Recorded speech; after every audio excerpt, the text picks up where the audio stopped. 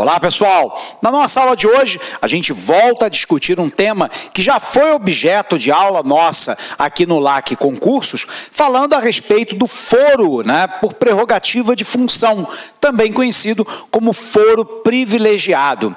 Essa é uma discussão muito profunda e muito necessária no nosso país.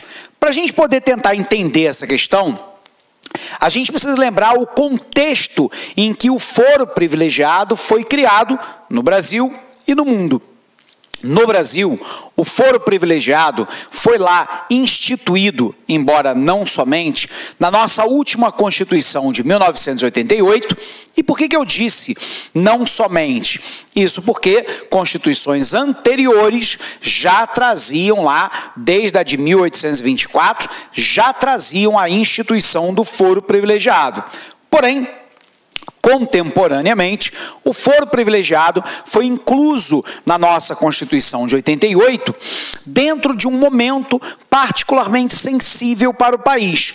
Lembrando que de 1964 a 1984, o Brasil viveu uma ditadura militar. O governo que sucede a essa ditadura foi eleito indiretamente pelo Congresso Nacional. Você se relembra que a chapa vencedora fora de Tancredo Neves e o presidente José Sarney. Você se lembra que Tancredo Neves baixa o hospital de base de Brasília um dia antes da sua posse e pouco tempo depois vem a falecer. Então, o primeiro governo pós-regime militar é escolhido de maneira indireta e o presidente que foi escolhido não assume. Quem assume é o vice, José Sarney.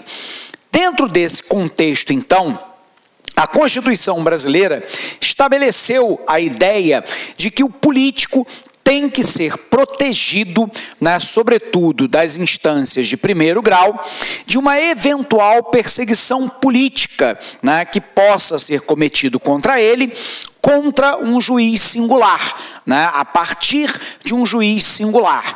E nesse sentido, foi estabelecido o foro por prerrogativa de função, onde, por exemplo, deputados federais, senadores, presidentes, chefes de poderes, ministros de Estado, dentre outros, só podem ser julgados pelo Supremo Tribunal Federal. E no caso, de parlamentares do Senado ou da Câmara, somente depois de autorização do Congresso Nacional. O mesmo acontecendo em relação à presidência da República. Dentro desse contexto, isso foi sendo levado para promotores, para juízes, foi colocado lá para governadores de Estado, deputados estaduais e por aí vai. No total, criou-se uma monstruosidade. No Brasil, no momento atual, segundo alguns estudos, nós temos mais de 40 mil pessoas que têm direito ao foro privilegiado, ou ao foro por prerrogativa de função. Bom, quem defende o foro privilegiado diz que a punição ela acontece tanto na esfera de primeiro grau, no juiz singular, quanto na segundo grau, quando há lá o Tribunal de Justiça dos Estados e do Distrito Federal, quanto nas cortes superiores. E, portanto, segundo estes, não é verdade que quando nós temos um processo numa corte superior, como o Superior Tribunal de Justiça ou o Supremo Tribunal Federal, não haja punibilidade daqueles que tenham cometido crimes. E citam, como exemplo, o caso do mensalão, onde algumas das figuras que outrora foram das mais importantes da República, como o ex-deputado federal Roberto Jefferson, presidente do PTB, mas também algumas lideranças importantes do Partido dos Trabalhadores, foram condenados, inclusive à prisão, pelo Supremo Tribunal Federal. Ponto. Por um outro lado, um argumento desse grupo é de que um parlamentar, um político, não pode ficar se deslocando para todas as unidades da federação, quando eventualmente ele sofrer um processo qualquer e que, portanto, quando ele pode ser julgado por um tribunal especial, por um colegiado ou por um tribunal superior, você concentra todas as acusações num único tribunal e isso facilita tanto o Ministério Público quanto o próprio Judiciário e a própria defesa daquele político ou daquele que ocupa um cargo de Estado como juiz ou promotor. Por um outro lado, nós temos profundas críticas em relação ao foro privilegiado. As estatísticas mostram, né, que a imensa maioria dos políticos, né, e outros que têm foro privilegiado denunciados ao Superior Tribunal de Justiça e ao próprio Supremo Tribunal Federal, menos de 10% recebem condenação, sobretudo no Supremo Tribunal Federal, por uma razão muito óbvia. O Supremo foi criado não para ser uma corte, né, sob o ponto de vista criminal, mas ela foi criada para ser uma corte constitucional, para dirimir os conflitos que, por eventual, paira na interpretação, na leitura e na aplicação da própria Constituição. Portanto, nós temos aí uma série de políticos que têm os seus processos acumulados nos gabinetes dos ministros do Supremo Tribunal Federal e Superior Tribunal de Justiça, muitos deles se beneficiam que é um processo mais lento, mais longo, inclusive para completar mais de 70 anos e ter as suas penas atenuadas, ou ainda ter uma situação de prescrição do eventual crime que cometeram, porque não foram julgados no tempo hábil estabelecido pela legislação.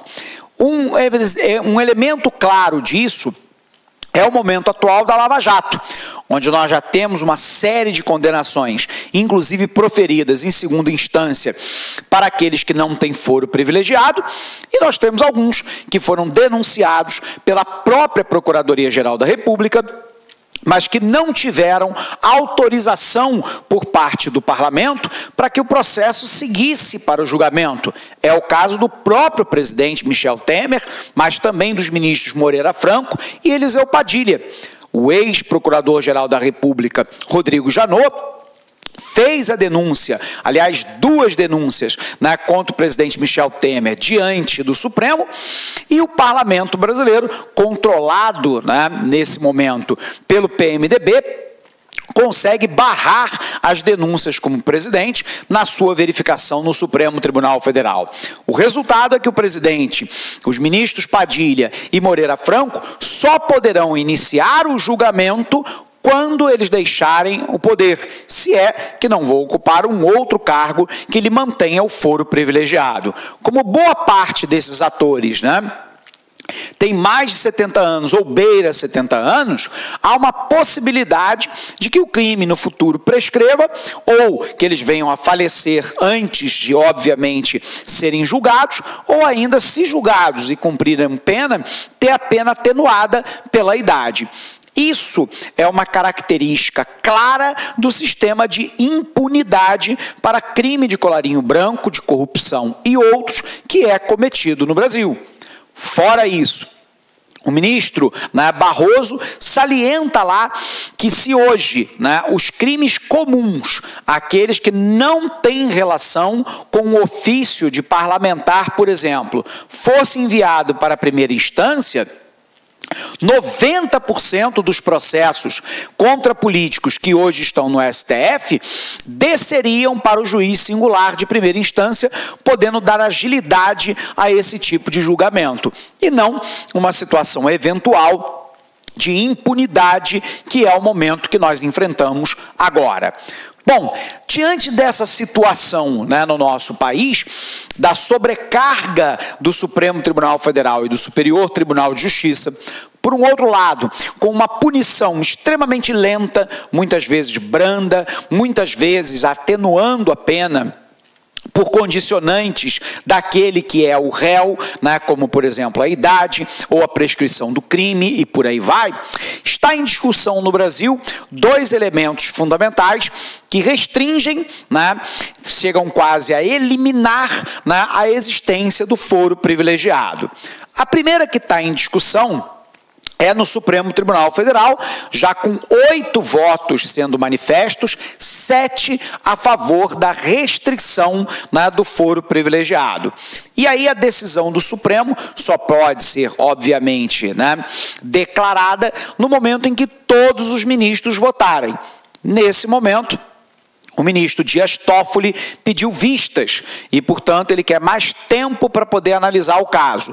Não há prazo legal para que o ministro Dias Toffoli, né, coloque o assunto novamente disponível para ser discutido pelo Supremo. Mas, como 8 ministros, lembrando que o ministro Alexandre de Moraes fez algumas considerações divergentes dos demais colegas, mas 7 ministros, que já é a maioria, propõem lá a interpretação da Constituição de que o foro privilegiado ele só se dá para crimes, né, que tenham relação com a função do parlamentar ou do político e em razão do caso, né, do cargo, que ele ocupa.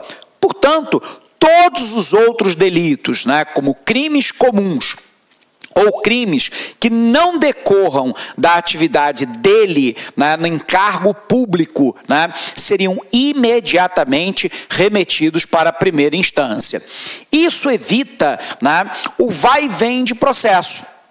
Isso se deveu, por exemplo, ao prefeito de Cabo Frio, Marquinho Mendes, que foi acusado de corrupção, né? Ele era prefeito, o caso estava sendo julgado em primeira instância, ele foi eleito deputado, o assunto voltou, então, subiu para o Supremo Tribunal Federal.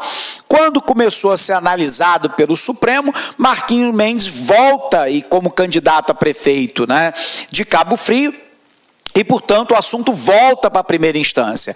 Então, esse vai e vem de processo, vai para Tribunal Superior, vem para Tribunal Singular, isso adia o julgamento e a eventual punibilidade, dando uma sensação, né, muito clara para a população brasileira de que o crime do colarinho branco não é punido com o rigor que os demais crimes são punidos quando a população eventualmente os comete.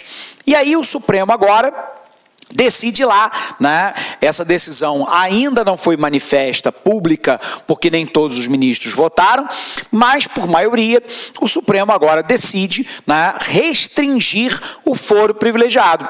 Esse foro só poderá ser aplicado para crimes cometidos no cargo e em função de cargo. Todos os outros serão colocados para o juiz singular. Essa situação vai tirar, segundo as estatísticas, 90% dos processos do Supremo Tribunal Federal, por exemplo, que envolvam políticos. Por um outro lado, o parlamento brasileiro está em discussão de uma outra proposta. Mas antes da gente avançar, vamos colocar isso no nosso quadro. Então, né? A gente está discutindo aqui as restrições ao foro privilegiado.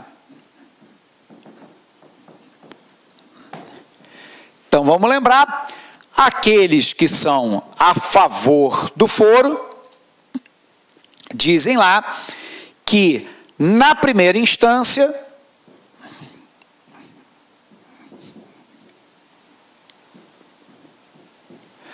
pode ocorrer perseguições